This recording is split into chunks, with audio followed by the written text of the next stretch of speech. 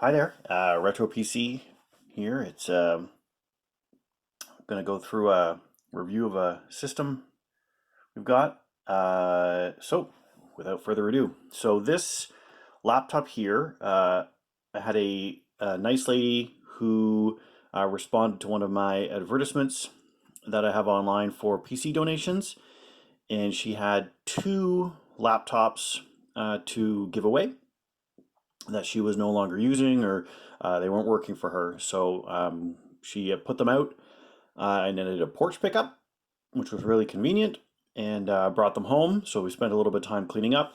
Again, I haven't gotten around to having a really proper recording setup here for me to do like long-term recording and edit down doing all the repairs. I would like to get to that point because there's a lot of work that goes into these, obviously. So this unit here is a Toshiba Satellite model L350. And, kind of key specs here. The box has got an Intel Pentium Dual T2390 at 1.86 gigahertz. And I've made some upgrades here, changes. So it currently has 3 gig of RAM and a 160 gig hard drive. So we'll get this thing booted up here, I guess, and show you what's going on. We'll make a little adjustment here. I'm gonna have to adjust the lighting here, I guess, to make note of the screen, make sure that it shows up correctly. So we're just gonna, there we go. So well, maybe if I do it like that, will that work a little bit better? Okay, let's just do that. So we're gonna hit the power button here.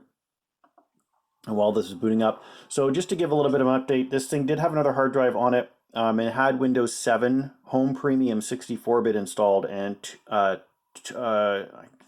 think it was two 1 gig sticks.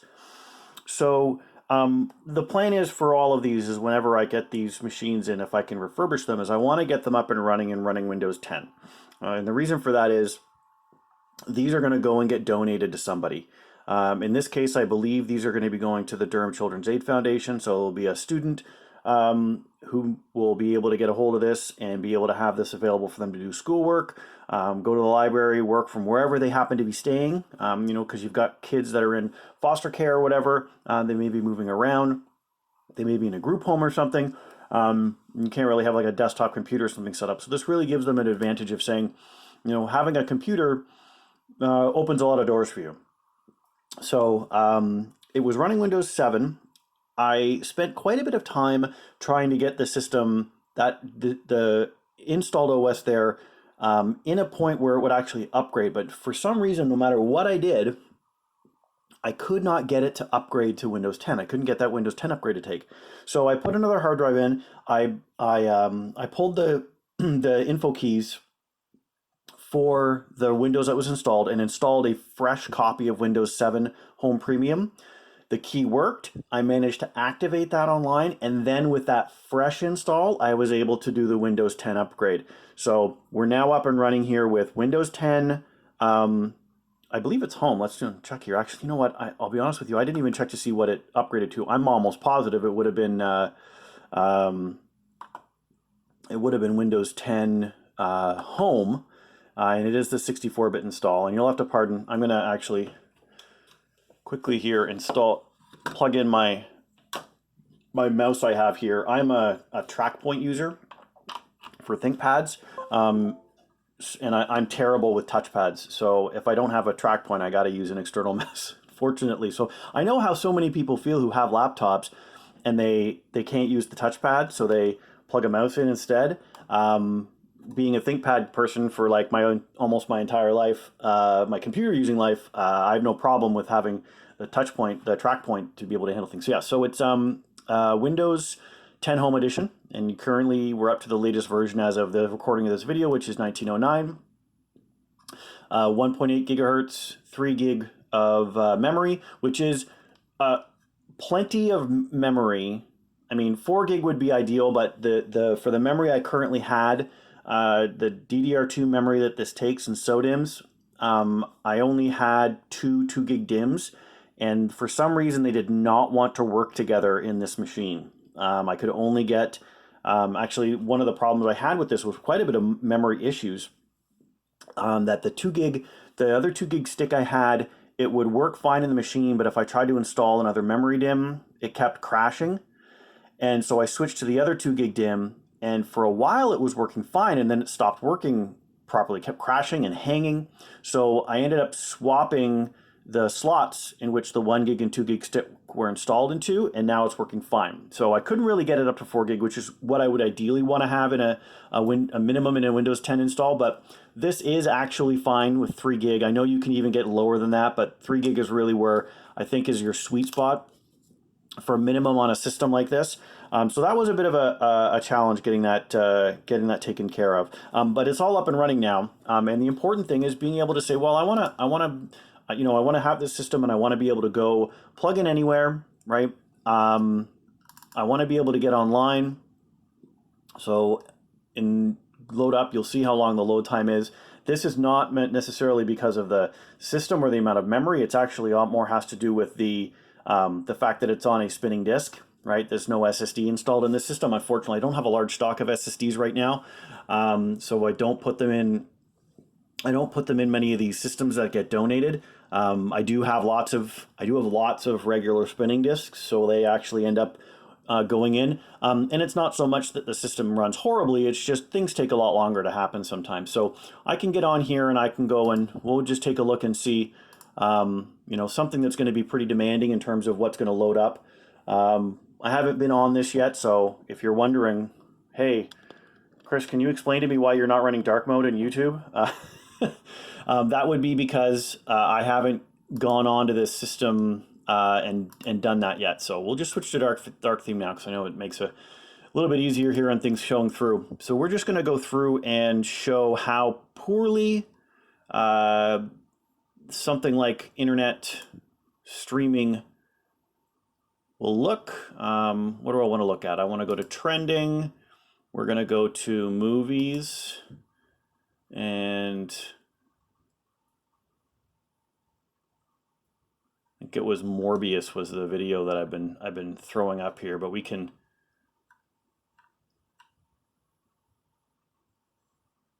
throw Iron Mask here from Film Select Trailers. We'll get see how poorly this goes. So this is at 480p.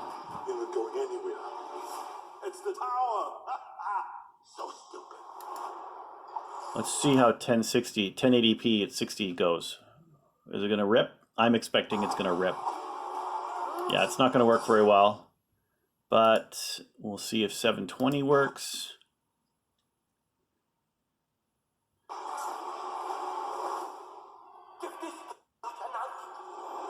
It's pretty bad too.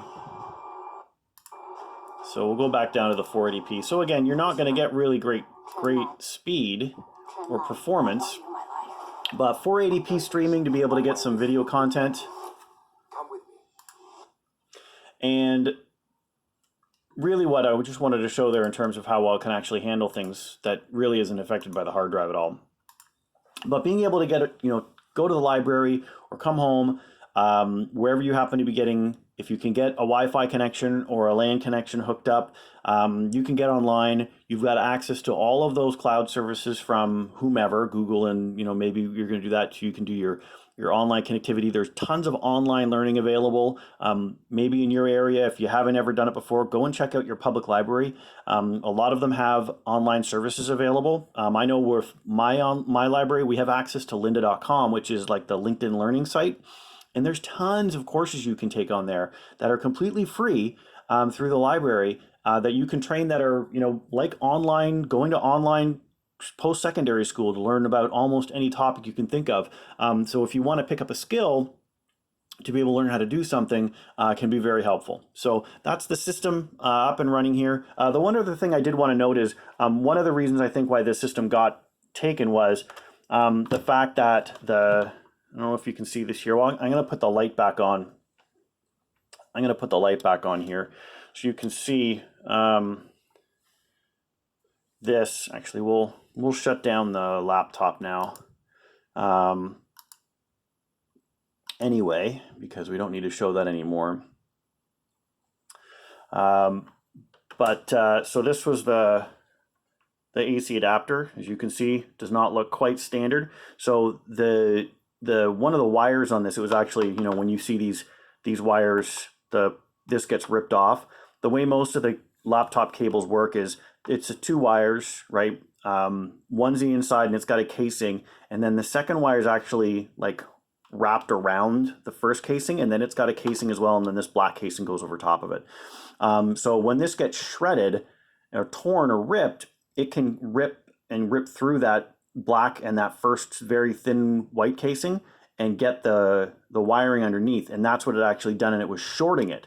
And it was just up here that it was shorting it. So I had to cut away the plastic casing for the connector here.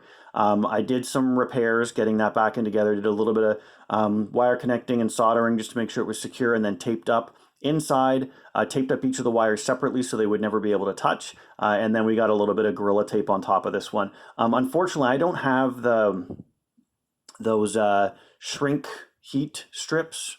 I'm using the wrong word for it, but you can buy these plastic strips that you can put over top of it. It's like a casing. And then when you use a heat gun on it or a blow dryer, they shrink down and suck up and like take over make a bit of secure connection. I don't have those. So we've used a couple different types of tape. I had a little bit of non-conductive tape, and then I've got this Gorilla Tape over top to provide it's much thicker and it has a good bond. So it looks ugly, but it works. And frankly, you know, if I'm, you know, looking for a laptop, I'm looking for a computer, and I just want to get online, I'm not really going to care much if this thing looks the way it does. The laptop itself is in great condition, cleaned up, obviously. I haven't been able to take a lot of laptops and be able to make use of them, because usually by the time they're finished getting used, they're in terrible shape. To be honest with you, banged up and smashed with keyboards destroyed. And this is actually just lucky, the fact that I got one here that was really in usable shape. All the components still working, wired, and Wi-Fi connectivity. You know, lots of ports available here, integrated DVD burner, USB ports, and the Ethernet and VGA out. It's even got a I guess this isn't probably an express card slot. It might still be PCMCIA card bus. One of the two, obviously. That's up and running here. Yeah, so this is the box here, this Toshiba L350. Given a new life. We'll be taking this to into donation in a couple days, and someone will be getting some enjoyment out of it. I hope you got some enjoyment out of seeing one of these old boxes in action. If you happen to have one of these laptops, please feel free to comment and tell me what what you liked or hated about it, and if you used it for work or for home, or what its story was to share with everyone else. Until next time, it's Chris here from Retro PC Durham, and hope you have yourself an excellent day.